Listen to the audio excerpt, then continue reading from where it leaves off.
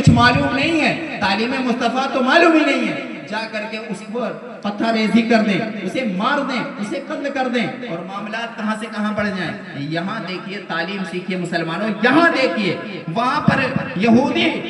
پیشاب کر رہا ہے، حضور منع کر رہے ہیں، نہ کچھ مت کرو عمر، کچھ مت کرو علی، کچھ مت کہو، اسے فارغ ہو جانے دو۔ اس کے فارغ ہو جانے کے بعد وہ باہر سے جا کر کے دیکھ رہا تھا کہ اب تو میری خیر نہیں، عمر نے مجھے دیکھا ہے منبر رسول پر پیشاب کرتے ہوئے، اب تو میری خیر نہیں، ہو سکتا ہے میرا سر تن سے جدا کر دیا جائے، مجھے مار دیا جائے گا، مجھے قتل کر دیا جائے گا۔ قسم خدا کی یہ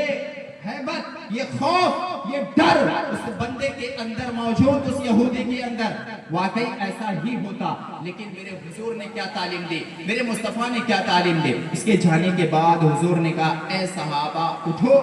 اور اس غلاظت کو تم صاف کرو، اللہ اکبر، تم صاف کرو۔ جا کر کے صحابہ جس یہودی کو قتل کرنا تھا اسے قتل کرنے کے بجائے اس کی غلاظت صاف کر رہے ہیں۔ یہ ترمذی شریف کی حدیث ہے، اسے صاف کر رہے ہیں، اور صاف کرنے کے بعد حضور کہتے ہیں اے میرے صحابہ سنو، وہ جو شخص آیا تھا وہ مسلمان نہیں تھا، اسے منبر رسول کا احترام کیا معلوم، اسے میری عظمت و عزت کے بارے میں کیا معلوم،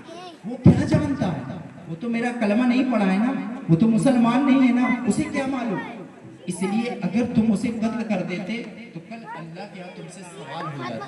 کہ وہ تو نہیں جان رہا تھا، اس کو تم نے کیوں قتل کر دیا، تم پکڑے جاتے۔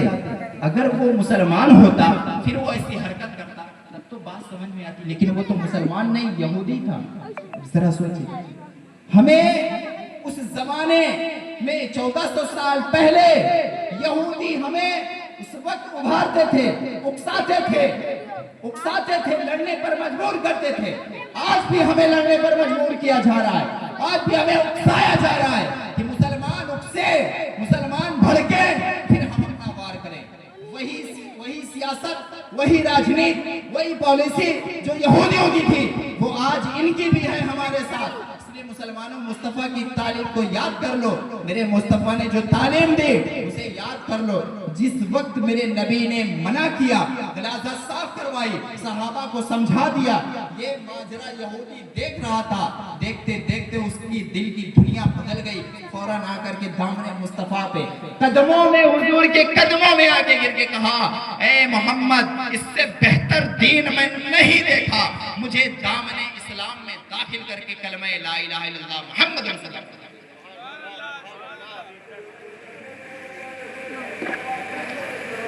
سمجھے؟ یہ اس لیے مسلمانوں یہ مصطفیٰ کی تعلیم ہے۔ ہمارے نوجوانوں کو، آج کے نوجوانوں کو ہمیں یہ بتانا چاہیے کہ میرے دوستوں بھڑکو نہیں، بھڑکایا جائے گا، اکسایا جائے گا، آپ کو بھڑکنا نہیں ہے، اللہ کے رسول کی تعلیم یاد کرنا ہے۔ میرے مصطفیٰ نے جو تعلیم دی ہے ہمیں محبت سے اپنا اخلاق پیش کرنا ہے، ہمارا اخلاق بہتر رہے گا، ہمارے مذہب کا نام ہے۔ مسلمانوں اگر تم کسی طرح سے بھی بری حرکت پیش کرو گے، برا اخلاق پیش کرو گے نا، تو تمہارے برے اخلاق پیش کرنے کی وجہ سے تمہارے نبی پر انگلی اٹھے گی، تمہارے نبی پر انگلی اٹھے گی، تمہارے نبی کی بات ہوگی۔ یہ ان کا کلمہ پڑھتے ہیں، یہ دیکھو ایسی بات کر رہے ہیں۔ ایک زمانہ تھا مسلمان جب دو شخص آپس میں لڑائی کرتے تھے نا، جھوٹ بولتے تھے یا کوئی میٹر پھنس جاتا تھا نا، مسلمان کو لایا جاتا تھا بولنے کے لیے، گواہی دینے کے لیے۔ قسم کی نوبت نہیں آتی تھی، مسلمان کو کھڑا کیا جاتا تھا، یہ کہا جاتا تھا کہ مسلمان کبھی جھوٹ نہیں بولتا، یہ گواہی دے دے گا، بات مان لیں گے۔ ایسا دور تھا، یہ آپ کی تاریخ تھی، یہ آپ کی تاریخ تھی مسلمانوں، یہ ہمارے نبی نے آپ کو تعلیم دی تھی۔ آپ کا اخلاق، آپ کا کردار یہ تھا کہ آپ کے نام کی قسمیں کھائی جایا کرتی تھی، مسلمان کھڑے ہو کر کے گواہی دے دے، بات مان لی جاتی تھی، یہ آپ کا کردار تھا۔ آج حال ایسا ہو گیا ہے کہ مسلمانوں کو دیکھ کر یہ لوگ بھڑک رہے ہیں، آپ کو دہشت گردی کا نام دیا جا رہا ہے، آپ کو آتنکواد کہا جا رہا ہے، آپ کو برے برے ٹائٹل سے آپ کو نوازا جا رہا ہے۔ یہ معاملہ کیوں ہوا؟ کیونکہ ہم نے اپنے مصطفیٰ جان رحمت صلی اللہ علیہ وسلم کی سیرت کو بھلا دیا، ان کی تاریخ کو ہم نے بھلا دیا، ان کی تعلیم کو ہم نے بھلا دیا، حضور کے بتائے ہوئے طریقوں کو ہم نے بھلا دیا، حضور نے جو سنت بتائی تھی وہ سنت کو ہم نے بھلا دیا۔ حضور نے کہا ہمیں سر کبھی نہیں کھولنا چاہیے، آج ہم سر کھول کر کے میلادوں میں بیٹھے رہتے ہیں۔ حضور نے کہا کہ ہمیں سنتی لباس پہننا چاہیے، ہمیں اپنے چہروں پر سنت سجانی چاہیے، ہمیں نماز کی پابندی کرنی چاہیے، ہم نے اسے بھلا دیا، ہم نے اسے بھلا دیا، اس لیے بربادی اور تباہی ہمارا مقدر بن گیا۔ اگر امام حسین سے تم سچی محبت کرتے ہو تو محبت کا دعویٰ یہ جھوٹا ہے اگر نماز نہیں پڑھتے۔ نماز اگر تم چھوڑ کر کے حسین سے محبت کا دعویٰ کرتے ہو تو تمہارے دعوے کے تمہارے ایک کھوکھلے دعوے ہیں، محض کھوکھلا دعویٰ ہے، اس میں کوئی دم درود نہیں ہے۔ مسلمانوں جو نماز پڑھتا ہے، چہرے پر سنت سجاتا ہے، باوضو رہتا ہے، کبھی جھوٹ نہیں بولتا ہے، ہمیشہ سچ بولتا ہے، اگر کوئی غیر یا کوئی نان مسلم آ کر کے تمہارے جھنڈوں کی طرف، تمہارے تعزیے کی طرف یا تمہارے کسی دینی معاملے کی طرف اگر وہ گفتگو کر دے اور تم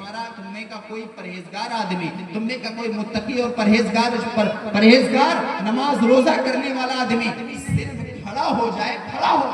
اور کہہ دے ایسا تمہیں نہیں کرنا چاہیے، قسم خدا کی وہ بندہ پیچھے ہٹ جائے، کیونکہ تمہارے زبان میں تاثیر یہ ہے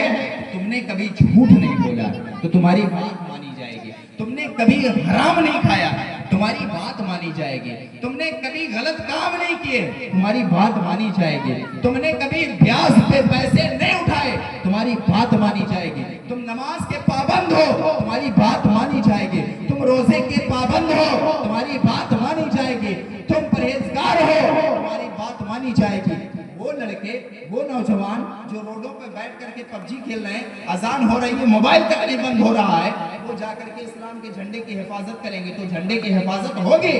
اب جھنڈے کی حفاظت کیا ہوگی؟ تم اسے حفاظت نہیں بلکہ تم خود ہی اسے پامال کرنے جا رہے ہو۔ تم نماز پڑھو،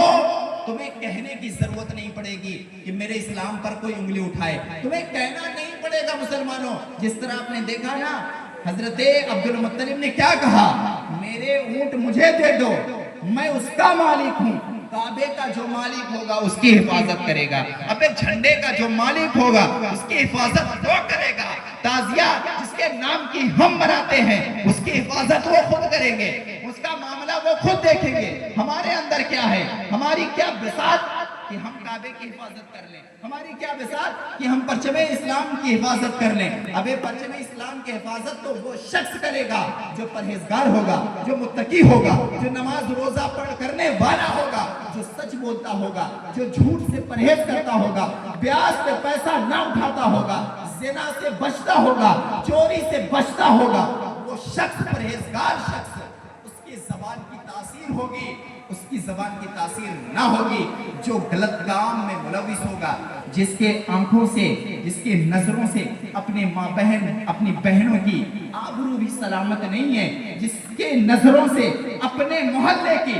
اپنی بہن سلامت نہیں ہے، وہ جھنڈے کی حفاظت کرنے کے لیے روڈوں پر نعرہ لگاتا ہوا نظر آ رہا ہے۔ ہمیں ذرا تم غور کرو، تمہارے اس کھوکھلے نعرے کی کوئی ویلیو نہیں ہے جب تک تم پرہیزگار نہ بن جاؤ، کیونکہ اللہ کے نزدیک ان اکرمکم عند اللہ اتقاکم، اللہ کے نزدیک سب سے مکرم، سب سے معزز، سب سے محترم وہ شخص ہے جو تم میں کا پرہیزگار ہے، تقوی والا ہے، نماز روزے والا ہے، جو دیندار ہے، جو کبھی جھوٹ نہیں بولتا ہے، اس کی بات مانی جائے گی، اس کی بات مانی جائے گی۔ اس لیے ہمارے اس محلے کے جتنے لوگ اس میلاد میں بیٹھے ہیں، میلاد سن رہے ہیں، اس کا معاملہ یہ کہ اپنے اندر امام حسین سے محبت کرنا ہے تو سب سے پہلے نماز کی پابندی کرنی ہوگی، نماز سب کو پڑھنا ہوگا۔ قسم خدا کی مسلمانوں، اگر تم نماز پڑھنا شروع کر دو گے، ہمارا نوجوان بھائی نماز پڑھنا شروع کر دے، آج کے زمانے میں اگر یہ نماز پڑھنا شروع کر دے تو میں اس دور میں اپنے نوجوان بھائی کو ولی کا ٹائٹل دے دوں گا، میں اسے کہوں گا کہ وہ ولی ہے آج کے دور کا، اگر وہ 5 وقت صرف نماز پڑھ لے، ٹائم سے جماعت کے ساتھ 5 وقت ہمارا نوجوان جا کر کے نماز پڑھ لینا، میں اس دور کا اسے ولی مانوں گا، صرف اس لیے کیونکہ اگر وہ نماز پڑھے گا نا تو برائیوں سے بچے گا، نماز پڑھے گا نا تو گناہوں سے بچے گا، وہ جھوٹے اور کھوکھلے معاملے میں نہیں جائے گا۔